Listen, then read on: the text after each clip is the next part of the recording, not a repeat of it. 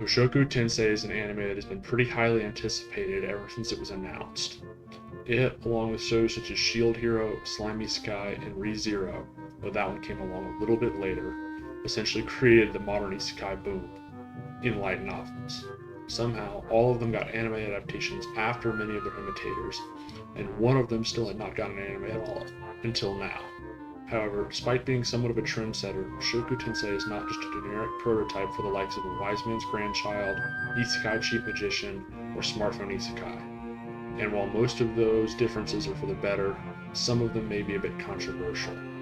While I think Redo of Healer will take the Twitter controversy crown this season, and a certain final season will suck a lot of the oxygen out of the room in general, MT certainly has some aspects that some may consider no bueno. Furthermore, I don't think the promo blurbs do a good job of selling the series. The one-paragraph synopsis makes it seem painfully generic, because the things that make MT special are a bit too subtle and spoiler-heavy to cover in a single paragraph. Thus, I'd like to do a bit of a rundown on Mushoku Tensei and help you decide if it's the right show for you. First off, I should lay my cards and biases on the table and say that I'm absolutely a fan of this series. I think it's good, and I think that if, after everything you've heard, you're still on the fence about watching, you should give it a shot. Having seen the first 2 episodes in a pre-air, it simply looks incredible, and the first few episodes will give you a good sample of what I think makes the show good, and also covers most of the likely no-go moments. Sticking around for something you aren't enjoying isn't going to convert you. My opinion of the series is high enough, but I think most people should give the show that first chance to sell them or not sell them on the series. I think it's too good to let secondhand drama or whatnot stop people from watching it. I'm going to break my preview into a few parts in increasing order of spoilers. The first will be low on spoilers, mostly discussing some structural aspects of the series, and some of the potential controversy that comes up in the first few episodes. Any spoilers will only be things that come up effectively in the introduction, or meta things that are discussed in promotional material. The second will have some more broad stroke spoilers for the series, though I will try to leave things vague enough that when those moments arrive, you may not know that they're coming. And in the final section, I'll go into some things that just knowing about could be spoilers, but are at the heart of what I think makes Mushoku Tensei special, and not just generic isekai. I can't promise that you won't find a given section too spoiler heavy, but if you're that concerned, you should basically just go into the series blind. Rudius, the main character, is the first topic that needs to be covered. In his prior life, he is a total shitheel. When he meets Truck-kun, he's done basically one thing that makes him anything other than a worthless piece of trash. And that's with the anime not spelling out exactly some of the things he's done. He makes a commitment upon being given his second chance in a new world to change, and does a decent job of following through on it. But certain aspects of his personality do not change. Basically, if you can't stand, say, Issei from High School DxD, then Rudy is going to make you hate this show. However, if you don't find that a problem, then I think his character is generally a strength of the series. He generally comes across as very human. He knows right from wrong, and generally goes for the right, but sometimes lets circumstance cloud his judgment, and expresses genuine remorse when things go wrong due to his actions. In other words, him only doing a decent job of turning things around is fitting. He actively struggles with and occasionally berates himself not to fall into similar lines of thinking to those that made him such a loser in his prior life. He has strengths and weaknesses, and the series does a pretty decent job of making his power feel earned. The other characters fare similarly. Basically, none of them are without sin, but all of them manage to balance being good and being human. Perfect tends to mean perfectly boring, and no one in Mushoku Tensei is. One thing that regularly feels really good is when you have a conflict between characters due to a misunderstanding, but they actually manage to sit down, compare notes, and realize that there's been a miscommunication rather than going to rom-com pout mode for way too damn long. Another strength of the series is the setting and world building. It has a full world map with multiple continents, not just a single roundish continent or map with no real edges at all, with 2 or 3 haphazardly placed and possibly warring nations on it. Furthermore, travel across this world takes a somewhat realistic amount of time given the technology level. Sending a letter across multiple continents might take 6 months or more, and crossing even relatively narrow seas could take days or weeks. The author is no Tolkien, and I'll be going over some of the series' issues with world building in a bit, but I think it's much better than most fantasy shows I've read, including non-Japanese ones. I can still picture the world map in my head pretty well without having looked at it in years, while for most of the isekai I've watched in the last few years, I couldn't even tell you if they had one. This leads into the next level of spoilers because the world size will be a major part of the plot in the first season, with the story going on a bit of a world tour. This makes the world map itself actually relevant to the story, which makes it a lot less of an info dump when it gets shown. Similarly, the time it takes to travel is far from glossed over, and the amount of time it takes actually matters to the story.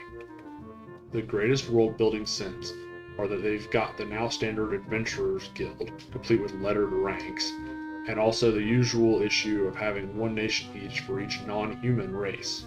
However, it does a decent job of making non-humans actually come across as individuals.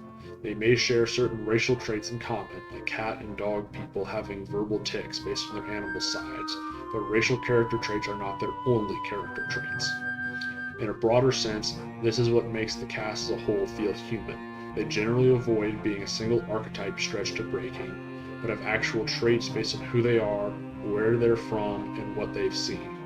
And even when they do mostly fit a single mold, they will, for adults at least, have some awareness of the flaws inherent to their archetype and will attempt to avoid, shore up, or team up in order to deal with those weaknesses. And similarly to Rudy, will sometimes have mixed results in so doing. Coming back to our main character, I want to go into one early example of how I think his power manages to feel earned. One of Rudy's major advantages is that he has a huge mana pool, for lack of a better term. However, this is due to efforts on his part to make it so, and it's in fact a direct result of the nature of reincarnation, namely him being an adult's mind and having some basic real-world knowledge in the body of a child. He realizes that, as a child, one can work their mana pool like a muscle, and then does so over the course of several years. Speaking of real-world knowledge, this provides a good example of how Mushoku Tensei managed to have a bit more nuance to some now common isekai tropes that imitators have turned into rightfully mocked cliches. Rudius does not have an encyclopedic knowledge of the last 2 or 3 centuries of human development, allowing him to single-handedly invent crop rotation or whatnot. The main things he invents are some of the comforts of home, like desiring a Japanese-style bath or some soy sauce and rice so he can replicate basic Japanese cooking. The critical difference is that this doesn't turn into some glorious Nippon superior culture thing. His companions think his new food is basically alright, and overall it's just portrayed as something he personally wants because it's familiar and comforting, rather than something that is in some way better. Basically, this is how most of the seemingly generic things that Mushoku Tensei does end up looking once you actually get into the series. For instance, it does the chantless invocation thing, and that's something that's known in universe before Rudy does it, and it isn't unique to him. While he becomes quite powerful over the course of the series, the conflicts he ends up embroiled in end up challenging him because it involves characters that are as strong or even stronger than him, and he never becomes the strongest in the world. The last meta spoiler to go into is that this is a harem series. Rudius has more than one love interest throughout the series. Overall, the subplot frankly has pros and cons, but the way it's handled is better than miniseries, harem or not. However, I know that's something that might be a no-sell for some people, and it is the most important one of such that won't be present in the first couple episodes of the series, so it needs to be brought up. The biggest spoiler here is when the people start getting together for good before the midpoint of the series.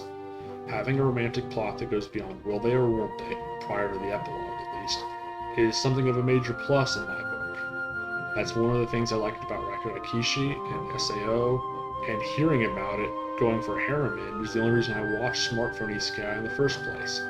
It's also avoided some of the common pitfalls in harem series if there are actually other male characters in Rudy's age group and who aren't just pathetic comic relief or basically asexual.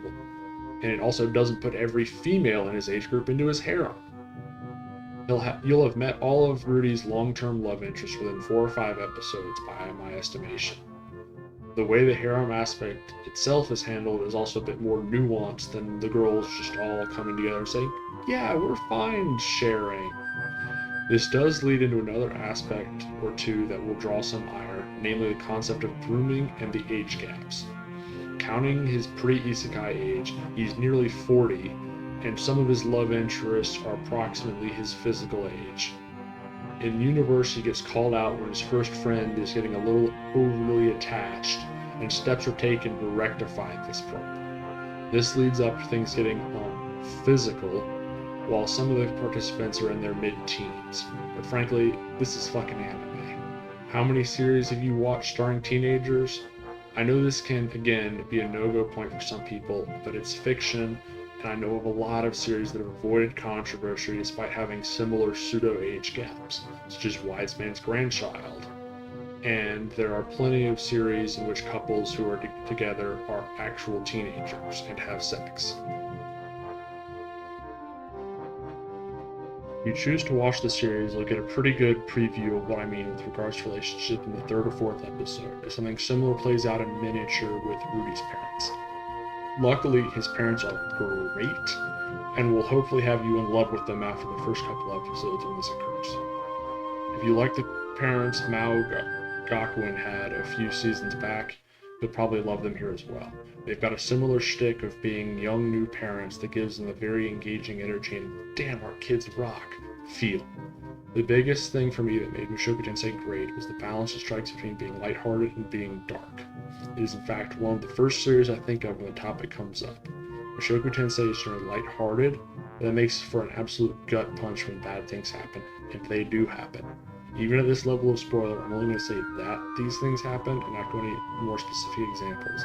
This is something I touched upon in my It Gets Good Later video, but you need to be invested in the characters for random moments to work, so just describing them here isn't going to do much for you. This is why I won't blame people for dropping Mushoku Tensei if it's not grabbing them early on as well. The moments that really cement the series as great for me aren't going to work if you don't like the early parts. Basically, if you're watching this series and see an episode called Turning Points and a Number, hold on to your butt. This also touches on the human characters thing that I discussed earlier.